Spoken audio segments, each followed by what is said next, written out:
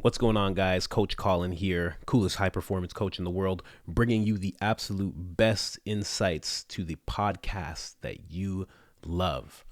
And some that you haven't heard about, but mostly the ones that you love. And you know where we're at. We're at Joe Rogan. We're doing Stephen Pressfield again. This is some very valuable information right now. It's about getting in your own way, the definition of it, how people do it, and how to stop doing it. I think it's very valuable. Let's get right into it. Perspective, it's much more efficient to think that way, because I never thought about it that way. You'll get more things done, and you'll get out of your own way, and that's a big issue. The getting out of your own way is a big issue. You know? How would you define that, Joe? When you say, I know exactly what you mean, but can you articulate that? What does it mean when you're in your own way? Well, your ego and your perception of yourself and how you're viewed by the world is this like fluctuating thing, and you think about it too often and it gets in the way, and maybe it flavors your art in a way where you're actively trying to get more respect or trying to change other people's perceptions of you and alter it. You're getting in your own way, and it's transparent to other people. It makes your art poor. It makes your ego leaks over into whether it's your music or your writing, whatever it is you're making, and you get in your own way. Like, there's nothing sadder than someone who's brilliant at something. They're really good. Like, say if they're great at making automobiles. They make the best cars. But when you talk to them about it, they brag about it so much it grosses you out. You don't want to buy their car. Mm-hmm. You're like, fuck that guy in his car. He's a genius, but, I don't want to talk to him. He's annoying. Like that, you're getting in your own way. And let me ask you, Joe, were you at any stage of your life in your own way? Oh, yes. And yes, how definitely. did you, was there a moment when you got out of your own way? I am my worst critic. That's the best aspect about it. I don't hate myself, but I am 100% my worst critic. So I don't allow myself to bullshit myself. And so if I have mediocre results or unfavorable results, I take long, hard looks at what's causing that. And if you do that long enough, you'll get to the thing you're like, I'm gross. Like, I did this and that's gross. I said that's gross. Like, why did I say it like that? Like, what's wrong with me? I can't do that. Like, I have to really understand what that is and why it's coming up, and then figure out. And luckily for me, because I'm a physical fitness enthusiast and I'm so obsessed with that, I have these anxiety alleviation methods that are tried and true. And in doing that and taxing the body in the way that I do, it allows me this great insight, because those moments of physical exercise and martial arts training, they're so uncomfortable, so difficult, that it makes the other things seem much more trivial, and it makes them seem more, the stakes are lower. They seem more clear for what the actual issue is. And then I assess. I figure out what I'm doing wrong, and I try to do it better. And over time, I've realized there's certain patterns, and one of those patterns is you get in your own way. You rely on your own ego. You boost up your ego. You're looking to brag. You're looking to do this. You're looking to you get in your own way. Everybody knows when they're in their own way. So if I'm hearing you right, it's introspection in a way, right? Yes. You're looking at yourself, when you say gross, and saying, I'm in my own way, my ego's taken over here. Yeah. And so that sort of witness mentality is saying, I got to stop that, right? Yes. How can I stop that? How can I? Yes. So that's how you did it, huh? Yeah. Or do it. So there wasn't any specific breakthrough moment or anything where you... Psychedelics help tremendously, for sure. Yeah. How? Because they dissolve the ego. Well, anybody who watches these videos of mine knows that I don't believe that psychedelics dissolve the ego. I believe that they just give the ego a little bit of a rest, because you finally stop being so scared of life. So the ego just goes, okay, okay, you're good. You're good. You don't mind? That person says that. You don't care? Okay, cool. I'm going to go in the corner and just hang out for a bit.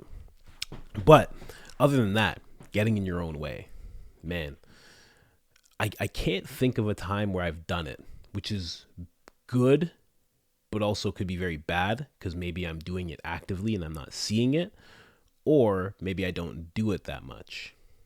It's probably I'm just unaware of it. But there was one time I was aware of it. I remember somebody was saying, I can't remember the exact things they said, but I remember how I felt, and I felt like they were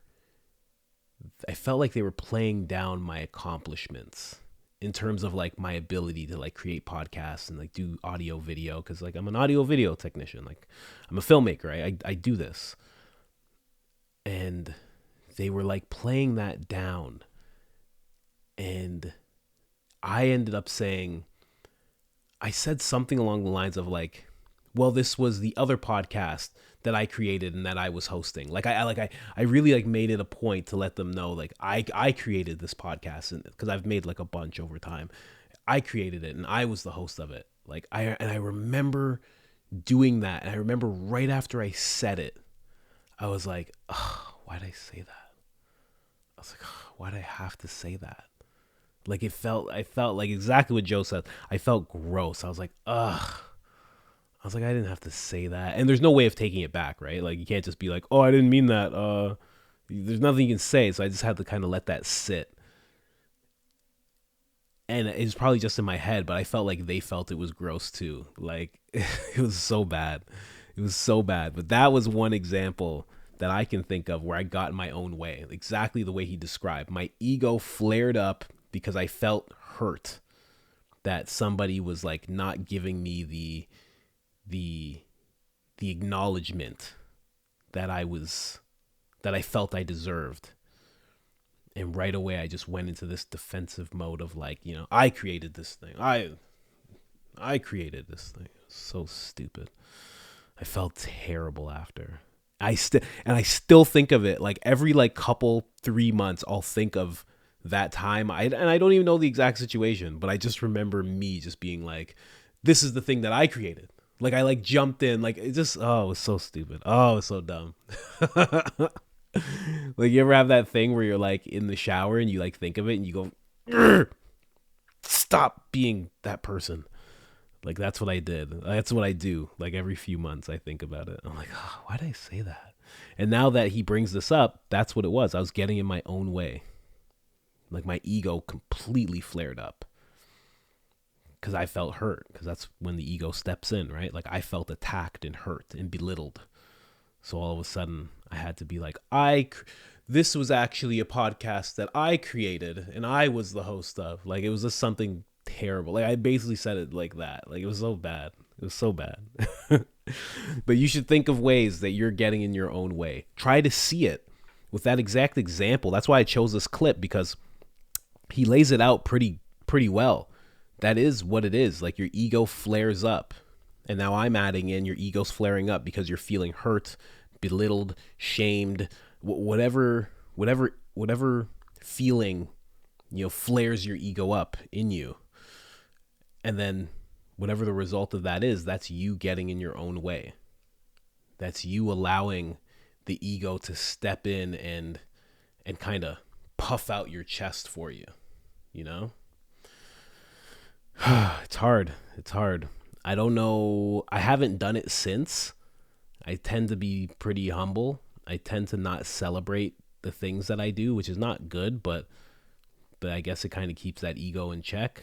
Like I don't celebrate the things I've done. If a video gets 1,000 views, I don't bolster that around people, you know? Like most of my friends don't even know that I have this channel. You know what I mean? Like I try not to I shouldn't say celebrate, but I try not to brag.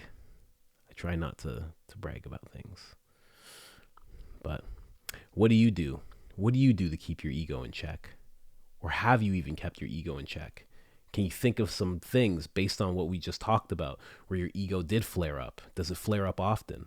And what could you do to stop that from happening? Or a better question is, why do you feel like it needs to happen, because your ego only steps in a big way when you feel hurt, when you feel belittled, when you feel shamed, when you feel inadequate, when you feel as a man emasculated, when you feel small. Why do you feel those things? Who brings that out of you? Who triggers that in you? What triggers that in you? All right. And hey, Happy New Year. If you watch this far, Happy New Year. We're going into the new year just blitzing YouTube with comments, with content. Whole video was good, and then I messed that part up, man.